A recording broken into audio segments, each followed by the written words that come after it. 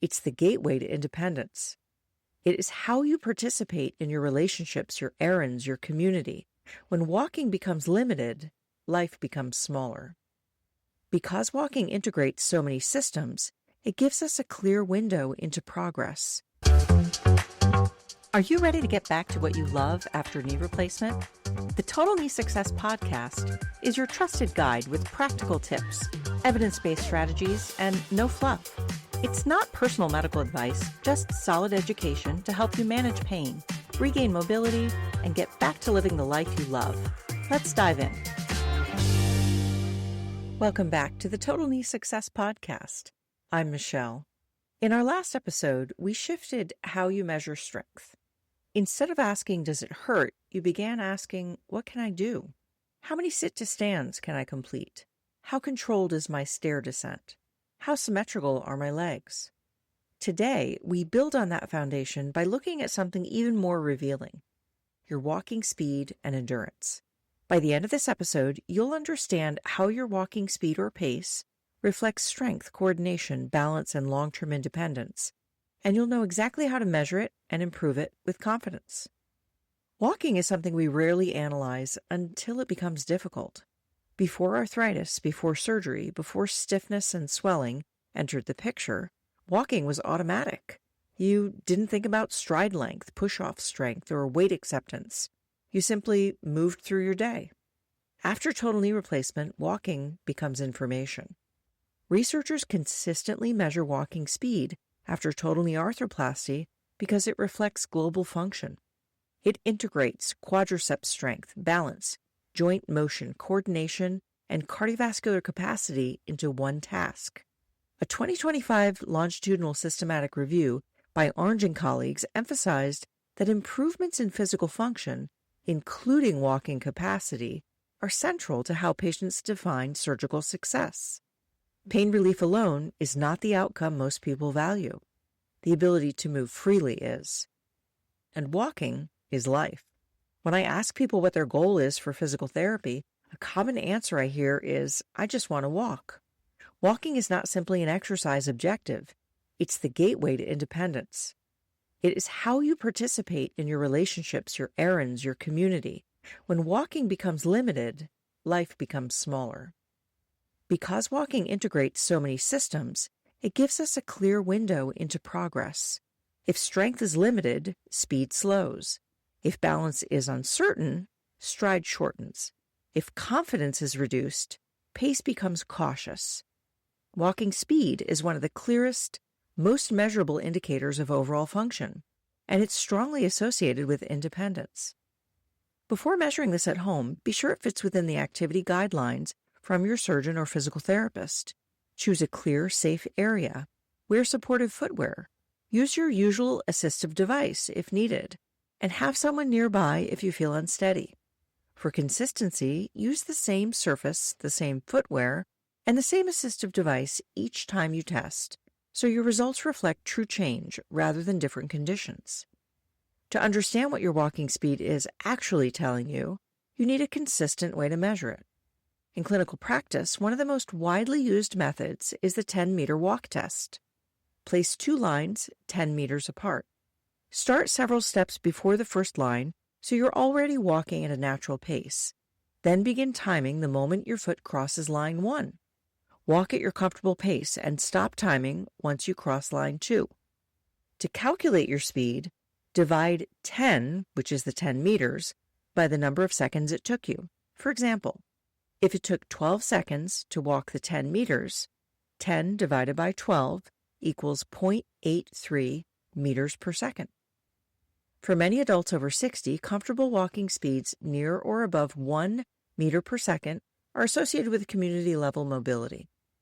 Research in older adult populations has consistently shown that slower walking speeds are statistically associated with increased need for assistance in the community and a higher likelihood of falls over time. A slower speed does not predict loss of independence or an inevitable fall. It simply highlights where strength, balance, or confidence can be improved. You do not need to reach that benchmark immediately after surgery. Steady progress toward it is what supports greater independence. In clinical practice, we sometimes also measure a fast walking speed because the difference between your comfortable and fast pace reflects reserve capacity. But for most listeners, tracking comfortable speed over time is sufficient. Around 6 weeks after surgery, many people report that their pain is significantly improved. Swelling is better controlled and range of motion is progressing. Objectively, things appear positive. But when walking speed is measured, it's often slower than expected for age. Stride length may still be shortened. The knee may not fully straighten during stance. Push-off may feel tentative. Pain has improved, yet full functional capacity has not yet returned. And that distinction is important. Pain reduction does not automatically equal restored performance. A 2021 cohort study by Dandis and colleagues classified patients according to early walking speed trajectories during postoperative physical therapy. Some individuals demonstrated rapid gains in speed, while others improved more gradually. Importantly, long-term function improved for most patients by 1 year. Early walking speed reflects current capacity and not permanent limitation. It helps us identify what needs attention right now. If walking speed is slower than expected, we ask focused questions. Is quadriceps strength adequate? Is there hesitation during weight acceptance? Is balance limiting stance time on the operated limb? Is confidence influencing pace? Walking exposes the gap between symptom improvement and functional performance. If you're unsure how to interpret your number, bring it to your physical therapist and ask what may be influencing it and what specific exercises or gait strategies could help improve it. Once you understand your comfortable walking speed, the next layer is endurance. A clinically appropriate way to measure functional walking endurance is the 2-minute walk test.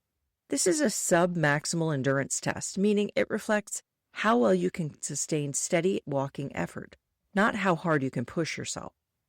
Set a timer for 2 minutes and walk at a consistent, comfortable pace in a clear hallway or along a flat path.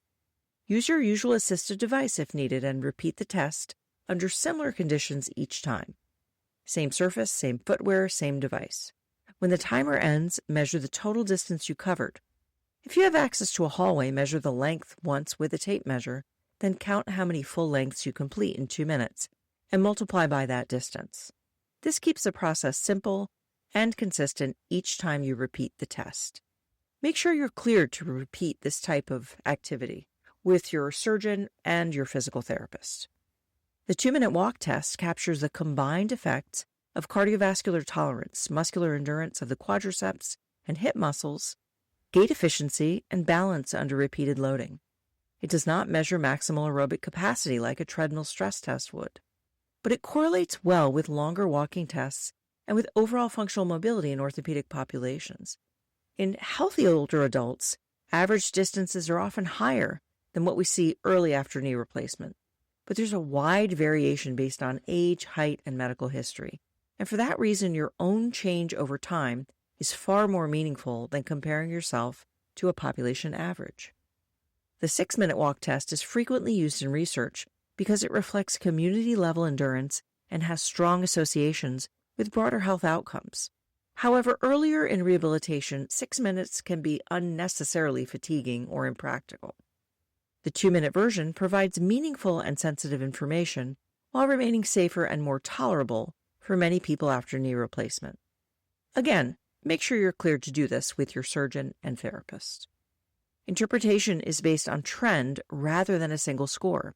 If you repeat the test every few weeks under similar conditions, gradual increases in distance suggest improved muscular endurance, improved gait efficiency, or reduced energy cost of walking.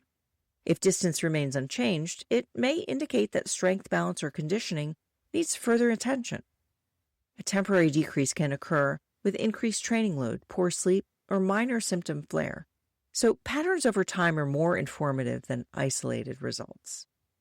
Endurance is not separate from strength. Strength supports speed, and speed contributes to efficiency. When stride length normalizes and weight acceptance becomes more confident, the energy required for each step decreases. And that reduction in energy costs is what allows you to walk longer distances without excessive fatigue. If either your walking speed or your 2-minute distance plateaus, revisit the foundations. terminally extension strength, dynamic balance, and gradual, structured exposure to walking volume. Small increases, repeated consistency, compound over time. Walking speed tells you how efficiently you move, and the 2-minute walk test tells you how long you can sustain it. Together, they give you objective markers of independence.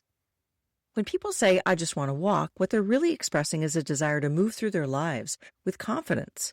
Measuring speed and endurance shifts you from guessing about progress to understanding it.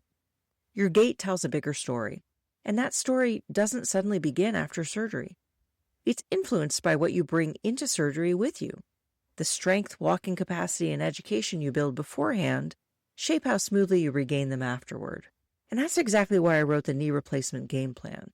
It's designed to give you clear, evidence-based education so you understand what's ahead and how to prepare thoughtfully. You can find more information in the show notes. It's coming out soon. In our next series, we're shifting from movement to decision-making. We'll take a clear, evidence-based look at injections before knee replacement, cortisone, gel, PRP, and stem cells across 4 focused episodes so you can understand what they do, what they don't do, and how to think critically about each option. In the meantime, allow your walking speed and endurance to inform you, not define you. They reflect your current capacity and point you toward what to strengthen next. And that kind of direction is what builds lasting confidence. Thanks for joining me. I'm Michelle, and this has been the Total Knee Success Podcast. This podcast is for educational purposes only. Discover more at totalkneesuccess.com, and be sure to subscribe and share, because every step forward takes you closer to living the life you love.